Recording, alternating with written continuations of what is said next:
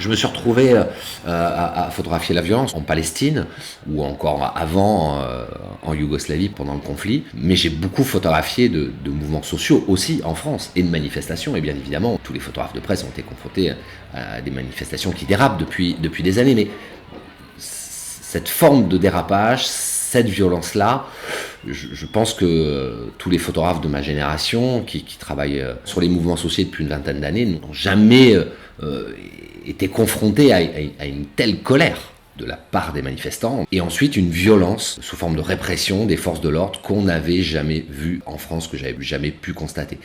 Et cette violence-là, malheureusement, en termes d'image, très souvent, elle l'emporte.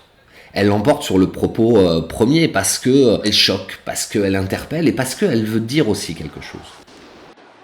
Il se trouve que je vis à Toulouse, dans le centre de Toulouse. Je me souviens précisément d'une manifestation où une barricade était posée juste en bas de chez moi. C'est-à-dire que moi, la barricade que j'allais photographier, le lendemain, je passais avec ma fille pour aller acheter du pain sur le même endroit. Aujourd'hui, on a des chefs d'entreprise, des ouvriers, des personnes issues des banlieues qui se retrouvent dans la même manifestation. Alors après, il y a beaucoup de jeunes en colère, bien évidemment. Enfin, parmi ce qu'on appelle aujourd'hui les Black Blocs, il y a beaucoup de jeunes qui sont, malgré ce qu'on peut croire, très souvent diplômés. Enfin, c'est assez étrange. Et on a quelques personnes aussi d'une quarantaine d'années, mais c'est une poche. Moi, ce qui m'intéresse, c'est la société. Et des gens qui ont manifesté à partir du mouvement des Gilets jaunes et qui continuent pour plein d'autres mouvements, ce sont des gens qui n'ont jamais manifesté et encore moins qui sont dans la violence à la base. Je bosse de manière extrêmement libre avec Libération, c'est-à-dire qu'il y a une totale confiance. On me dit couvre la manifestation et documente ce que tu vas voir. Mais en tout cas, mon brief, moi, de départ, c'est d'être un témoin global de l'événement, de ce qui s'y passe, et de photographier au mieux et de rendre la réalité, en tout cas celle que je perçois.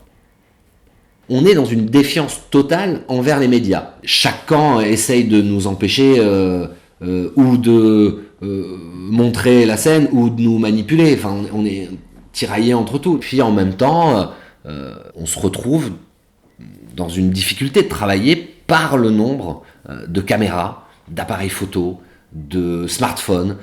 Tout le monde essaye de filmer ce qui se passe. Quand aujourd'hui, à 2 mètres, 2 mètres 50 de l'interpellation, on est 25, 30 caméras, appareils photo en train de filmer la scène, je comprends le policier qui d'un coup va bousculer 3 photographes devant lui, parce qu'il n'a plus aucune visibilité, qu'en même temps il est en train de prendre des projectiles, qu'on est en train d'obstruer ne serait-ce que sa vision en termes de sécurité, du périmètre de sécurité, et c'est extrêmement compliqué pour lui. Le surnombre, en tout cas, de faiseurs d'images sur une manifestation est extrêmement compliqué.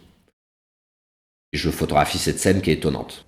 Les manifestants sont en face de moi, et voilà, qui commencent à jeter des projectiles sur les forces de l'ordre.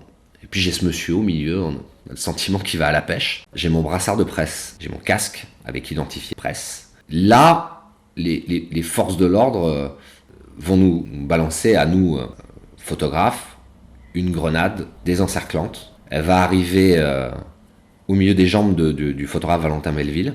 Il va avoir les 2 baskets brûlées et une blessure importante au fessier. Et j'ai une jeune fille d'une vingtaine d'années qui s'écroule à côté de moi. Voilà, elle prend le tir sur le front. En 4 minutes, j'ai porté mon copain photographe. Et 4 minutes après, en me retournant, je voyais une jeune fille blessée à côté de moi. Et je me suis dit, c'est complètement dingue. En entendant vraiment les tirs de LBD en rafale.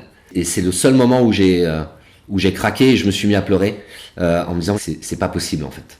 Ce que je vois est extrêmement inquiétant. Le bruit, l'odeur, les coups, la tension, les angoisses, tout ça, on le vit. Et on a besoin de le vivre pour être juste en tant que photographe et en tant que photojournaliste. Mais du coup, au bout d'un moment, il y a une espèce d'indigestion. Et voilà, j'ai souhaité, comme je le fais de plus en plus, questionner ma manière de penser et questionner ma photographie. Donc j'ai souhaité reprendre un peu toutes ces images, espèce de flux d'images, de violence, et de partir dans une réflexion qui est celle d'Antonioni, par exemple, dans le film Blow Up, et de prendre mes images, de les grossir et d'aller chercher des détails que parfois j'avais perçus, parfois je n'avais pas perçu, en tout cas pas dans cette composition-là, et j'ai accentué sur ce détail, en basculant en noir et blanc, en basculant dans la verticalité. Et là, on part dans une perception fictionnelle, c'est-à-dire que j'assume pleinement d'écrire à la première personne. J'assume pleinement la subjectivité de la photographie, le contraire du photojournalisme. Bon, on sait tous que la photographie reste totalement subjective, elle est limitée par un cadre, mais c'est moins assumé dans le photojournalisme. Quand on fait un travail personnel, j'essaye de l'assumer de plus en plus en disant, ben voilà, moi je suis un être humain avant tout avec mes émotions, et mes émotions, elles s'expriment comme ça, donc c'est peut-être pas la vérité, mais en tout cas c'est ma vérité.